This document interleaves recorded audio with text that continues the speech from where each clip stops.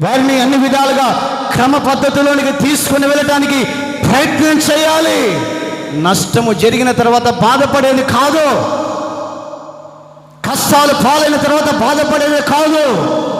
కష్టాలు రాకముందే, నష్టాలు రాకముందే, దేవుని ఉగ్రతలు పడకముందే వారిని నోటిని కాచే బాధ్యత స్త్రీలుగా మీకు ఉంది. కాబట్టి వారిని కాపాడుకోవాలి. సంఘము దేవునిది, నాది కాదు, నీది కాదు. సాక్షాత్తు యేసు క్రీస్తు ప్రభువారు కనబడిన సంఘం. సంఘాన్ని నష్టాలు పాలు చేయాలనుకుంటే నీ నాశాన్ని నీవే గోతిని తవ్వుకున్నట్లుగానే ఉంటుంది. దేవుని బిడ్డలుగా పిలువబడుతున్నటువంటి మనం జాగ్రత్త చేసుకోవాలి. వారిని సరైన